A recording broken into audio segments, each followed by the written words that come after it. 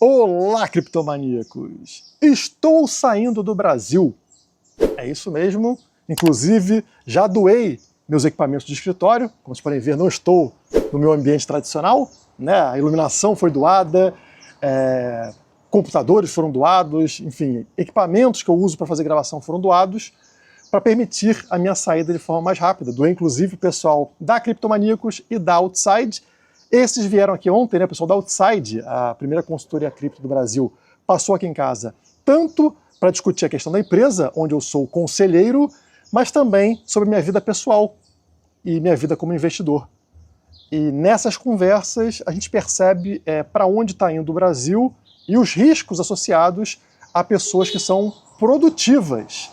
Você já deve ter percebido nos últimos anos como pessoas produtivas vêm sendo penalizadas, vêm sendo cobradas, mais impostos, mais ataques ali com leis, e vagabundos vão sendo incentivados, né? São leis favorecendo aqueles que não trabalham, e é Bolsa Família, e é um bando de auxílio, e a lei favorece sempre o lado mais fraco e não o lado que está certo. E aí, isso principalmente no quesito cripto, né, que aconteceu a armadilha que eu previ para vocês aqui no canal, que era o quê? Declare suas criptomoedas que você não paga imposto. A partir do ano que vem, essa regra também muda, né?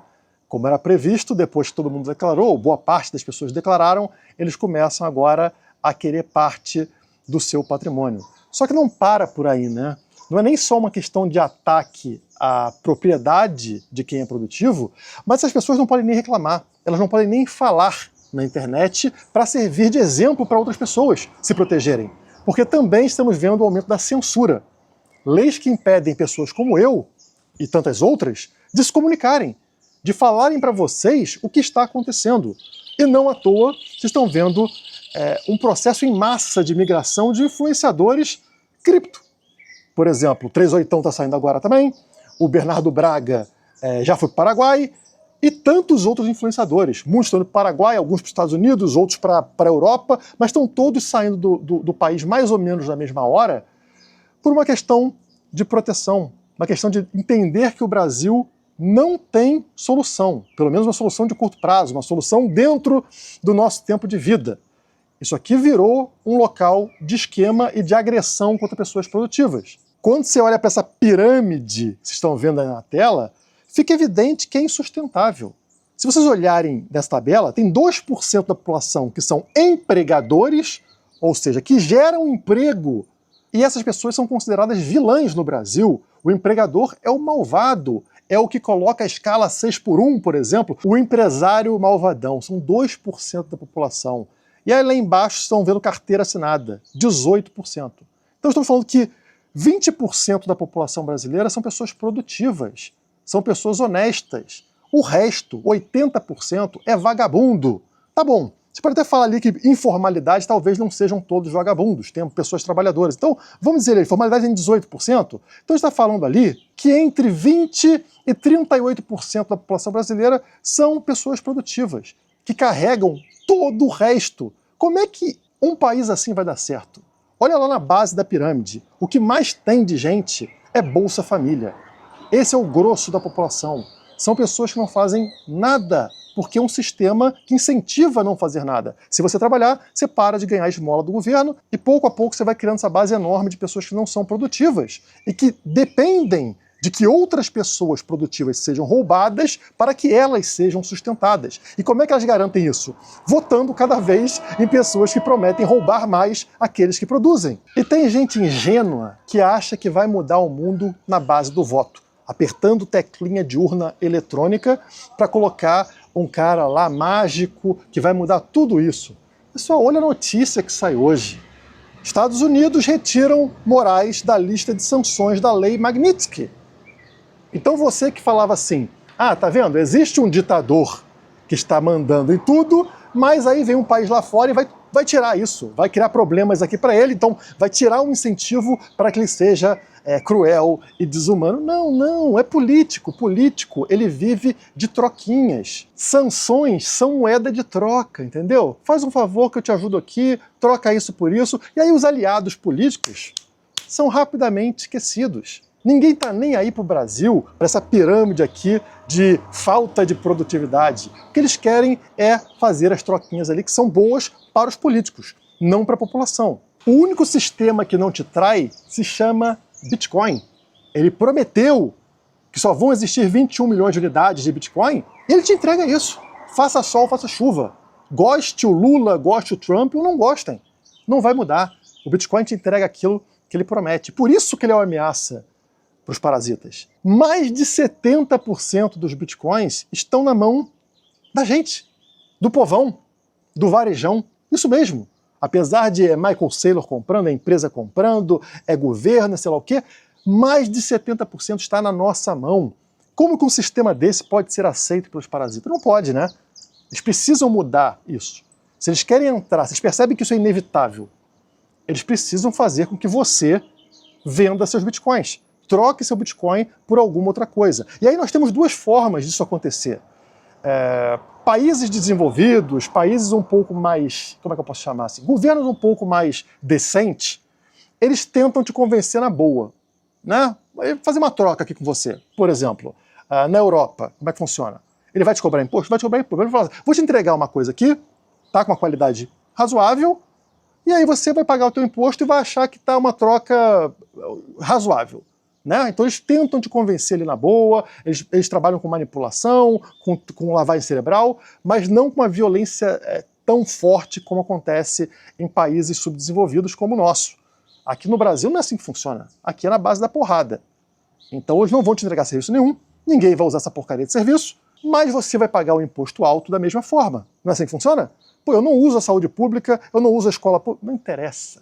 Você vai pagar igual se você morasse lá na Noruega, e depois você paga o privado também. E se você não pagar, eu vou atrás de você, eu destruo a tua reputação, eu te coloco na cadeia, eu te multo. E essa é a diferença entre países que estão ali tentando atrair Bitcoin para dentro, como é o caso, por exemplo, dos Estados Unidos, né? Venham, ó, o ambiente é favorável, a gente vai colocar regras claras do jogo de criptomoedas, a gente quer gerar incentivos para vocês virem para cá.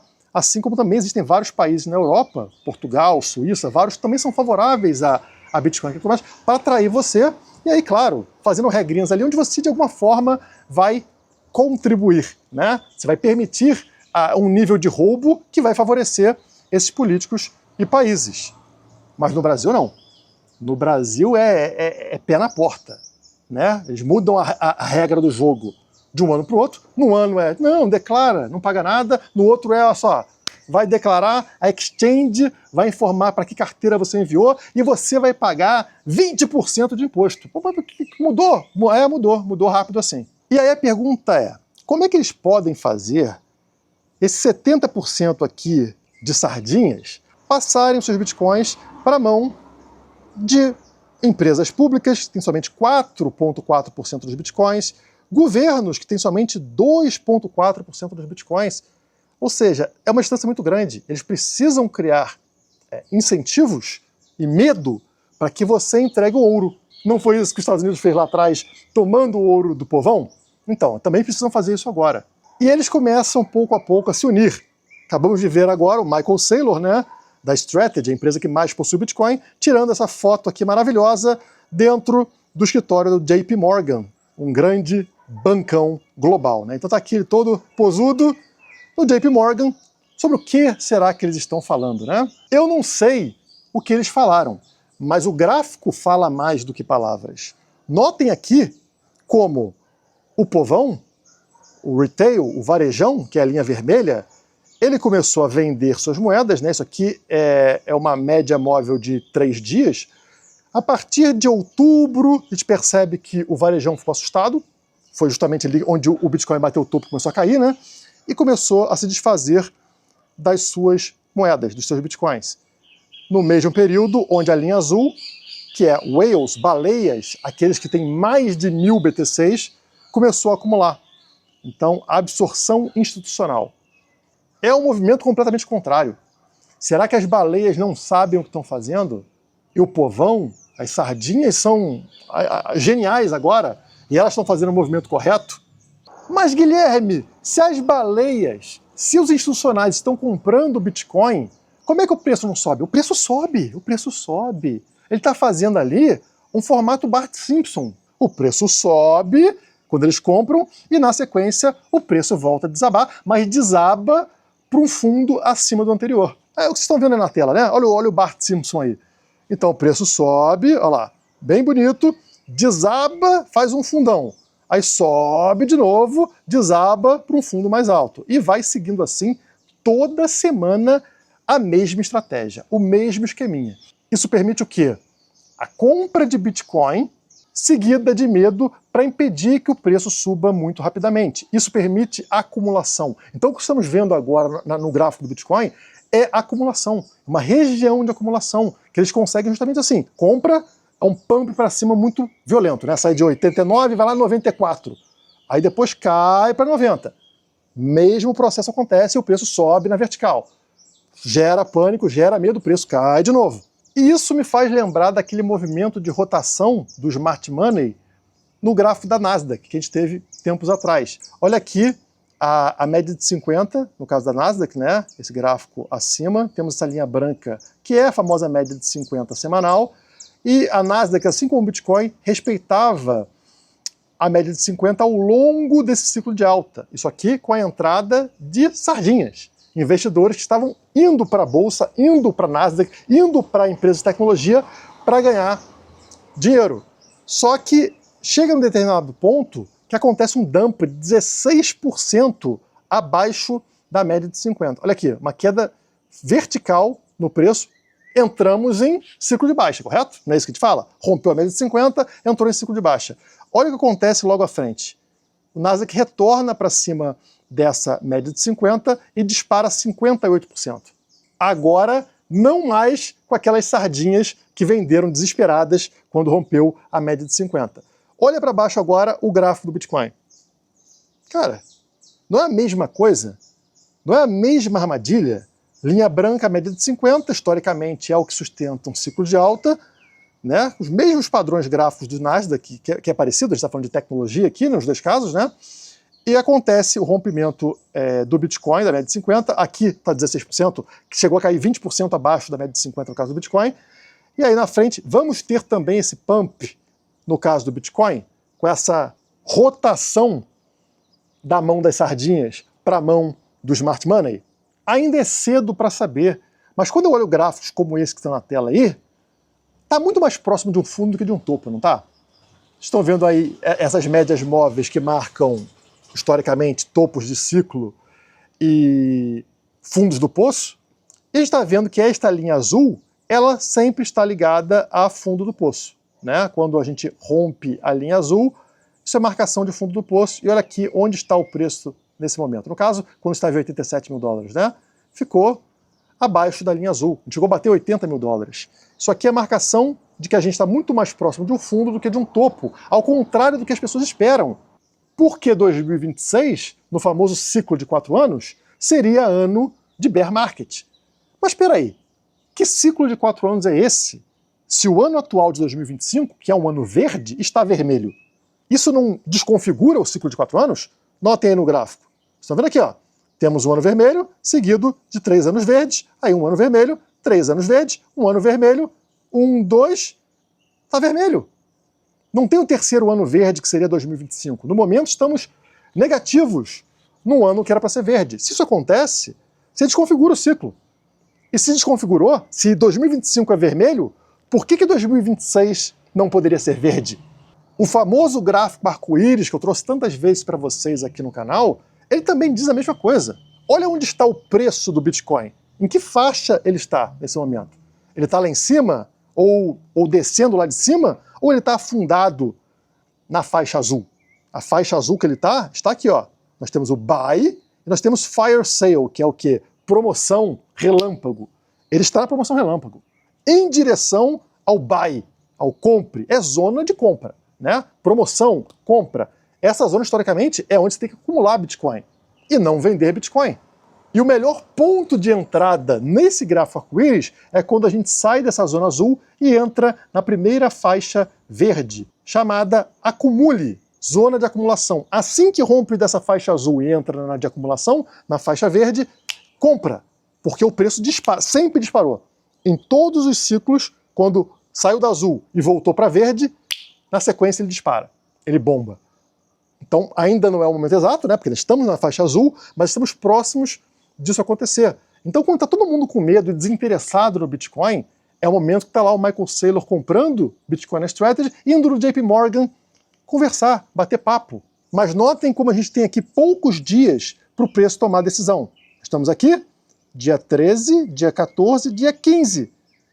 Até o dia 15, 16, o preço vai definir se ele vai romper a linha verde para cima e disparar, ou romper a linha vermelha, né, o fundo deste canal aqui para baixo, e desabar. Tem 2, 3 dias para o Bitcoin tomar a sua decisão. Mas a minha decisão eu já tomei, que é sair fora do Brasil, protegendo minha família, protegendo o meu patrimônio, protegendo a minha liberdade de expressão. E como eu gosto de vocês que me acompanham aqui, eu recomendo a mesma coisa. Bitcoin, ele é uma ferramenta para a sua liberdade, para a proteção da sua propriedade privada. Mas ele é uma das ferramentas. Você precisa ter como objetivo, na minha opinião, na minha humilde opinião, de ter um plano B. Isso passa por você conseguir uma segunda cidadania, isso passa por você preparar a sua vida e da sua família para se mudar para um local que te trate melhor, e de preferência onde você consiga usar os seus bitcoins sem ser roubado de forma completamente surreal. Porque na hora que você perdeu dinheiro com o Bitcoin nas quedas, nos bear markets, ninguém quis dividir o prejuízo, né? Aí na hora que sobe, querem tomar o teu dinheiro? Não é justo. E tem vários países que estão ali abertos para pessoas que possuem Bitcoin, para pessoas que prezam pela propriedade privada, e você pode se oferecer, mostrar que você pode ser produtivo para aquele país, ou no caso de estar aposentado, que você vai contribuir financeiramente para o progresso daquele país, ao invés de ficar financiando parasitas imundos. Eu não posso me estender muito nesse tema, mas eu queria saber se vocês se interessam por isso. Vocês querem acompanhar essa minha migração para um outro local, como é que funciona, as diferenças, para onde eu estou indo, enfim. Isso interessa para vocês aqui no canal. Se interessar, coloca nos comentários que a gente vai discutindo sobre isso nos próximos vídeos. Lembrando que se você precisa converter os seus bitcoins, mantendo a privacidade do seu dinheiro e dos seus dados, utilize a Spike2Spike, a maior plataforma P2P do Brasil, tá? Vou deixar o link aqui embaixo na descrição e também o QR Code, basta apontar o celular, você cai lá na página do Spike2Spike e consegue trocar uma ideia com eles para que eles possam te ajudar. Por hoje é só, muito obrigado e até a próxima.